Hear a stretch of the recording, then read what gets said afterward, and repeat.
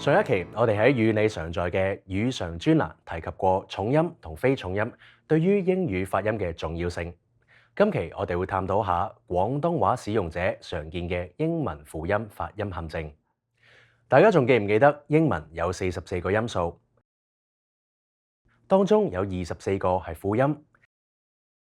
英文輔音通常由輔音字母單獨或者組合而形成嘅。由於發英文輔音嘅時候，發音氣流多數喺口腔受到阻礙，聲帶震動弱，甚至唔震動，共鳴效果亦相對弱，所以輔音聽起上嚟會比元音冇咁響亮。我哋一齊聽聽幾個英文元音同輔音嘅例子，感覺一下兩組發音大致上嘅分別。i o a b d g k p t。 英文嘅輔音其中一種分類方法可以用清輔音 voiceless consonants 同濁輔音 voiced consonants 去區分。我哋睇下以下嘅英文輔音例子，就會明白呢兩類輔音嘅分別啦。P 呢個英文字母通常發音係 P， 係一個清輔音。佢嘅特點係發音嘅時候，聲帶係唔需要震動，從口腔呼出嘅氣流係偏強。所以想測試下自己發音係咪正確，你可以將一張紙條擺喺嘴巴前面。發音正確嘅話，紙條會俾從口腔呼出嘅氣流吹起。我哋一齊嚟試一次。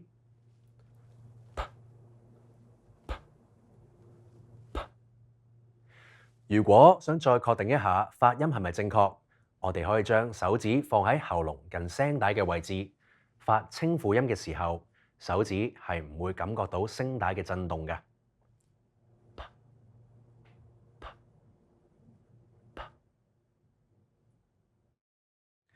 同字母 P 發音部位同方式一樣嘅字母係 B， 呢個字母嘅發音係 B， 係一個濁輔音。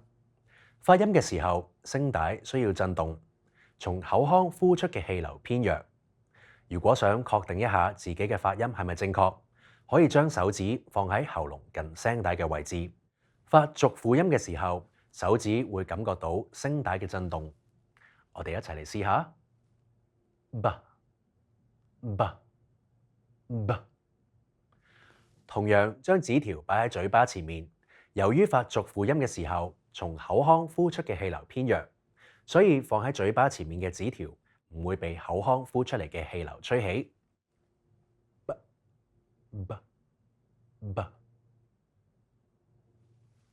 你可能會覺得呢啲輔音相對元音簡單，因為有啲英文輔音喺粵語都有類似嘅發音，比較容易掌握。事實上，如果我哋細心留意，有啲英文輔音同某啲嘅粵語發音相近，有時廣東話使用者會俾呢啲近似嘅粵語發音影響到佢哋嘅英文正確發音。例如英文單詞 cup、cut 同 duck， 佢哋嘅詞尾嘅清輔音分別係 p、t 同 k。 發音嘅時候，比較強烈嘅氣流會從口腔呼出。有啲中文字亦有近似發音嘅韻尾，例如吸、cut、得呢三個韻尾嘅音，同英文單詞 cup、cut 同 duck 嘅尾音相似，但發音性質並非相同。想提提大家，呢度每對例子嘅整體上發音聽起嚟雖然好相似，但其實呢啲例子裏面每個音素嘅粵語發音同英語發音都有啲唔同㗎。由於篇幅所限，我哋只集中討論呢三對例子韻尾發音唔同嘅地方。呢個中文字嘅粵語發音係吸，韻尾有接近英文輔音 p 嘅發音。唔同嘅係呢個韻尾喺粵語發音時，從口腔呼出嘅氣流會被阻塞。換言之，發音時雙唇需要閉合，阻擋氣流從口腔呼出。因此呢個字發音係吸。留意發音完結時，雙唇需要繼續保持閉合。吸，聽感上聲音就好似被突然截斷一樣，唔會有強氣流從口腔呼出。吸呢個中文字嘅粵語發音同英文單詞 cup 嘅發音有啲相似，兩者比較明顯嘅分別係 cup 嘅尾音係 p， 係一個清輔音 voiceless consonant。發音時雙唇同樣需要閉合，阻擋氣流從口腔呼出。但發音接近完結嘅時候，雙唇要突然放開，讓氣流爆破而出。因此，英文單詞 cup 詞尾字母 p 嘅發音係 p， 你會感覺到明顯嘅氣流從口腔爆破而出。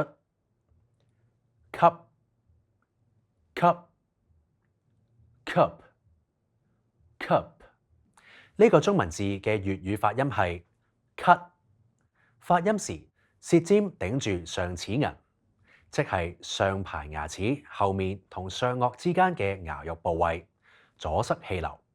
發音完結嘅時候，舌尖仍然保持同一位置，唔會有氣流呼出。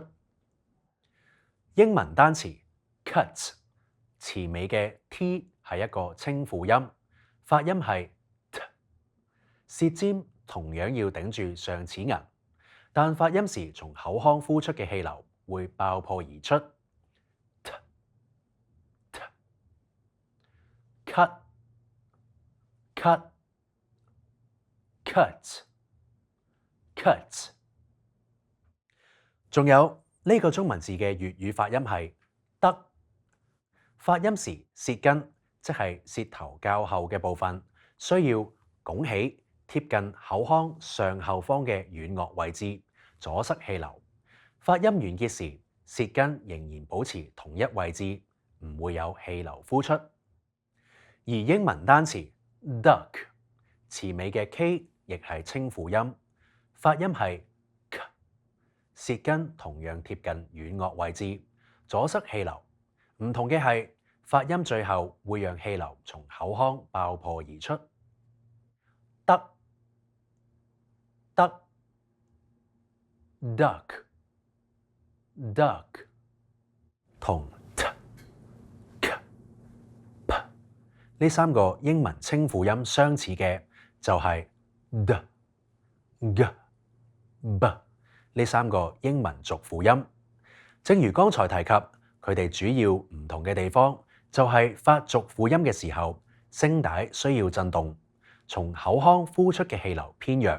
廣東話使用者喺發呢啲英文濁輔音嘅時候，有可能聲帶震動不足，而令濁輔音未夠明顯。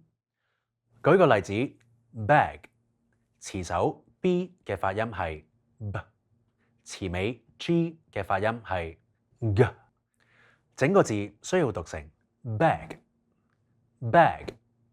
留意詞首嘅 b 發音同詞尾嘅 g 發音，聲帶都係需要震動先至係正確㗎。爆破音如果喺單詞嘅尾呢，咁英文母語者咧其實通常係靠元音嘅長度去分開，例如 bat bad 同埋 bat bat 嘅。雖然咧呢兩個字個元音都係一樣，但係咧個 a 喺 bat 會明顯會長過喺 bat 嘅。但係咧講廣東話嘅人，通常無論後面係咩輔音都好咧，元音嘅長度都差唔多。結果咧佢哋發 bat 聽落係好似 bat 嘅，其實可能聽落兩個字冇乜分別嘅。大家對一啲同粵音相近嘅英文輔音係咪多咗認識呢？下一個部分我哋會講下喺粵語唔存在嘅英文輔音，千祈唔好錯過啦。